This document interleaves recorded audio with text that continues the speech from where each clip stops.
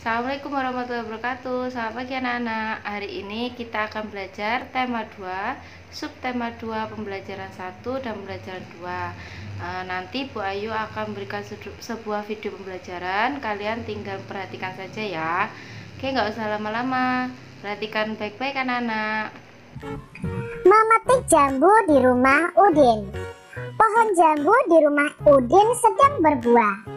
Udin mengajak Beni dan teman-teman untuk bermain di rumahnya. Mereka memetik jambu yang tumbuh di depan rumah. Buahnya sangat banyak.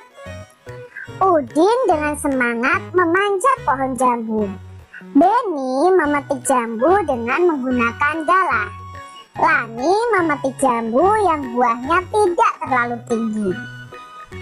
Sementara Edo dan Siti mengumpulkan buah jambu yang sudah dipetik. Mereka bermain dengan riang gembira. Nah, di sini dijelaskan bahwa Udin dan teman-temannya sedang memetik jambu di rumah Udin.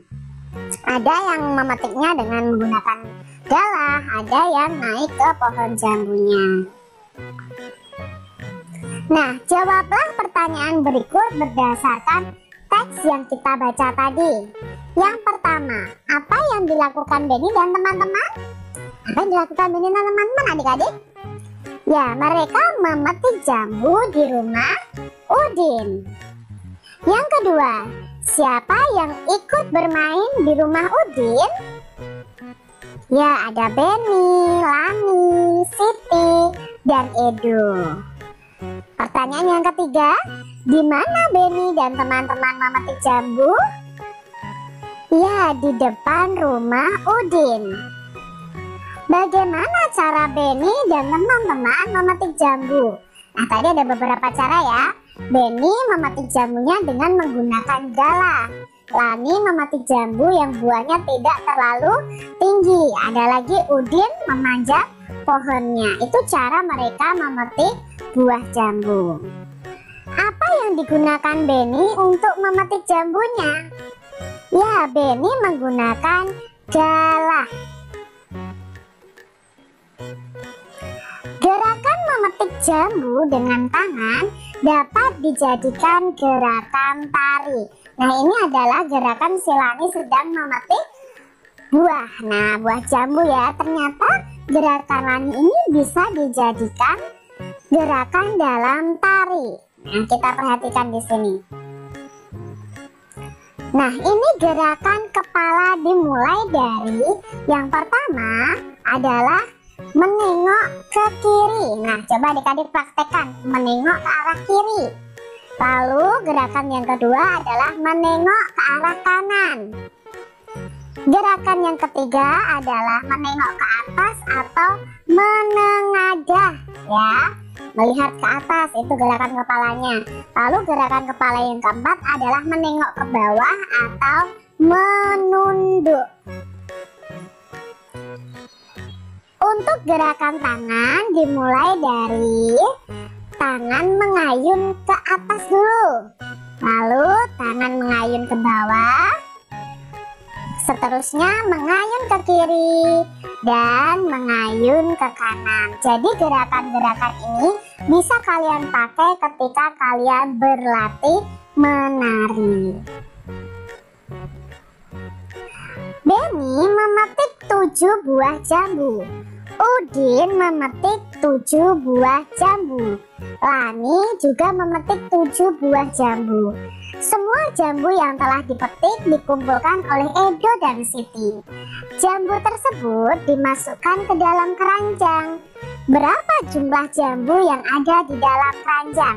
Nah, berarti di sini kita tahu untuk menghitung jumlahnya, kita bisa menggunakan penjumlahan berulang karena angkanya sama, yaitu 7 ditambah 7 ditambah 7. Nah, karena di sini kita belajar perkalian, kalau ada penjumlahan berulang yang angkanya sama, kita bisa ubah dalam perkalian. Nah, kita hitung dulu, 7-nya ada berapa adik-adik? Ya, ada 3. Berarti 3 dikali angka yang muncul itu. Angka yang muncul adalah angka 7, berarti 3 dikali 7. Untuk mengetahui hasilnya kita tinggal jumlahkan ini nih. 7 ditambah 7 14, 14 ditambah 7 21. Jadi jumlah jambu yang ada di dalam keranjang ada 21 buah. Penjumlahan berulang bisa diubah dalam bentuk perkalian. Perhatikan contoh berikut. Nah, di sini ada penjumlahan berulang. Ada 4 ditambah 4 ditambah 4 ditambah 4 ditambah 4 ditambah 4. Ini adalah penjumlahan berulang. Kita bisa membuatnya dalam bentuk perkalian. Yang pertama kita hitung dulu angka 4-nya ada berapa. 1, 2, 3, 4, 5, 6. Berarti 6 dikali angka yang muncul ini. Berarti 6 dikali 4. Untuk mengetahui hasilnya kita jumlahkan dulu ke 6 angka 4 ini ya. Berarti 4 ditambah 4. Iya, 4 ditambah 4 8. Lalu 8 ditambah 4. 8 ditambah 4 12. Lalu 12 ditambah 4. Ya, 12 ditambah 4 16. 16 ditambah 4 sama dengan 20. 20 ditambah 4 sama dengan 24. Nah, berarti di sini hasilnya adalah 24. Sekarang ada penjumlahan 6 ditambah 6 ditambah 6. Nah, bentuk perkaliannya bagaimana adik-adik? Ya, bentuk perkaliannya adalah 3 dikali 6. Untuk mengetahui hasilnya kita jumlahkan adik-adik. 6 ditambah 6 12. Lalu 12 ini ditambah 6 hasilnya 18. Maka 3 dikali 6 itu hasilnya adalah 18. Contoh selanjutnya. Nah, di sini ada angka 1 banyak sekali adik-adik ya. Nah, bentuk perkaliannya berapa adik-adik? Kita hitung satunya ada berapa? 1, 2, 3, 4, 5, 6, 7, 8. Berarti perkaliannya 8 dikali 1. Nah, sebenarnya kita tidak perlu menghitung untuk perkalian 1 ini. Karena angka berapapun kalau dikali 1 ya hasilnya angka itu sendiri. Tapi untuk meyakinkannya kita perlu hitung ya adik-adik ya. 1 ditambah 1 2. 2 ditambah 1 3. 3 ditambah 1 4. 4 ditambah 1 5. 5 ditambah 1 6. 6 ditambah 1 7. 7 ditambah 1 8. Jadi hasilnya adalah 8. Dayu mempunyai 2 buah kotak pensil. Masing-masing kotak berisi 9 pensil. Jumlah pensil Dayu seluruhnya adalah, nah ini kita buat dalam bentuk perkalian. Maka bentuk perkaliannya karena ada 2 kotak pensil dan masing-masing kotaknya ada 9, berarti perkaliannya adalah 2 dikali 9. Lalu kita ubah dalam penjumlahan berulang untuk mengetahui hasilnya. Kita tulis angka yang belakang ini, angka 9 ini, sebanyak angka yang di depan. Berarti kita menulis angka 9-nya sebanyak 2 kali. Berarti 9 ditambah 9. Hasilnya 9 ditambah 9 adalah 18. Maka hasilnya adalah 18. Jumlah pensil Dayu seluruhnya adalah 18. Benny membeli permen beraneka rasa. Permen tersebut dimasukkan ke dalam 7 toples. Nah, setiap toplesnya berisi 7 permen. Jumlah permen yang dibeli Benny seluruhnya adalah, ini bukan 7 ditambah 7 adik-adik. Ingat ya konsep perkalian. Jadi di sini Benny punya 7 toples. Jadi masing-masing toples isinya 7. Nah, maka bentuk perkaliannya adalah 7 dikali 7.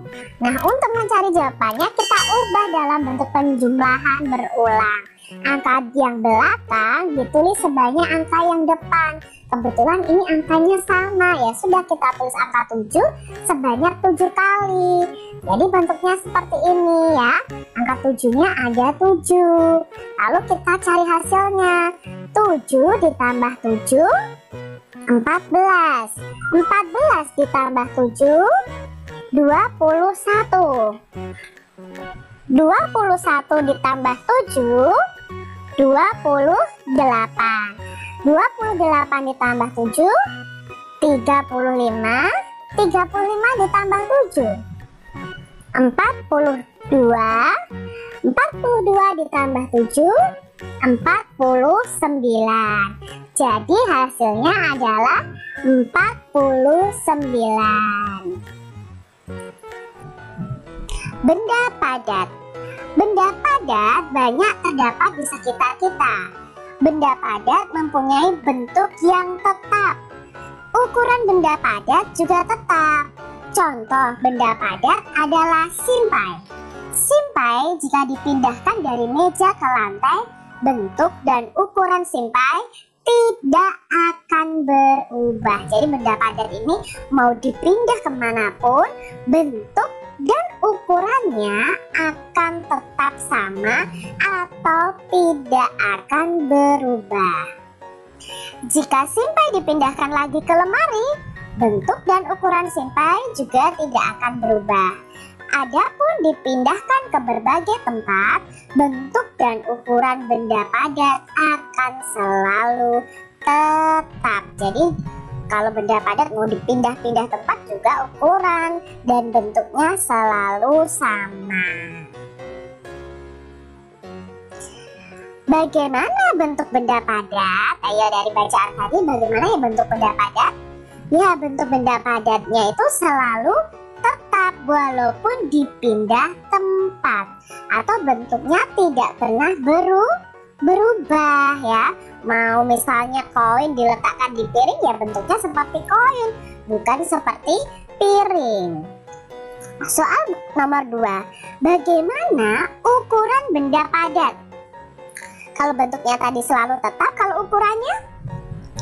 Ya, ukurannya juga selalu tetap walaupun dipindah-pindah tempatnya.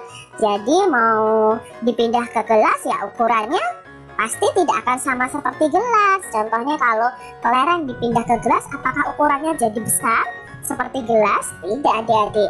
Ukurannya tetap dan tidak berubah. Apa yang terjadi jika sebuah buku dipindahkan dari dalam tas ke dalam lemari? Ayo, apa yang terjadi adik-adik? Tidak terjadi apa-apa karena bentuk dan ukuran bukunya tetap ya.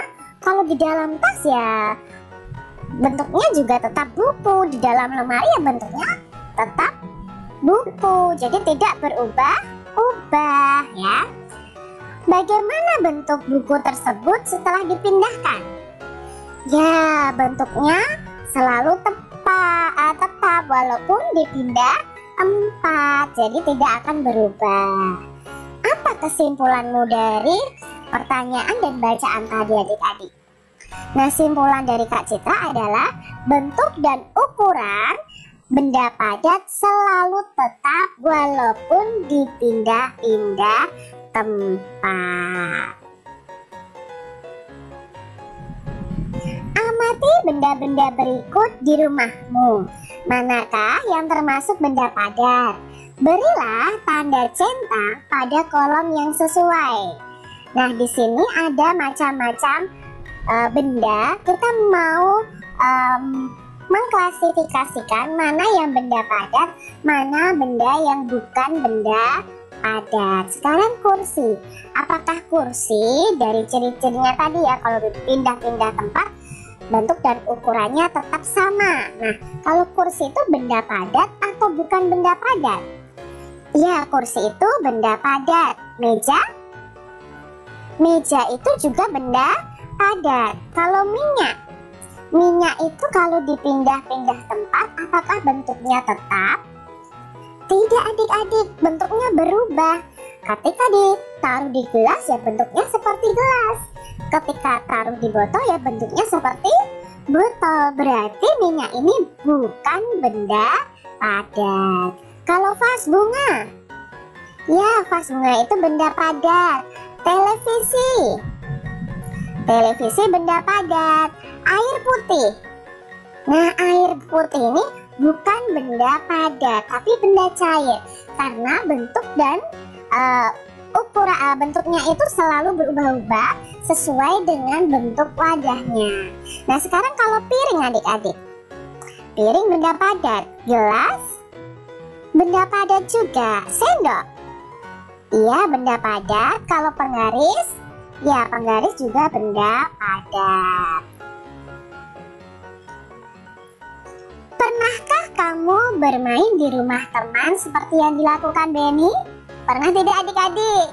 Pasti pernah kan? Rasanya senang sekali ya kalau kalian bisa bermain di rumah teman. Bagaimana sikapmu ketika bermain di rumah teman?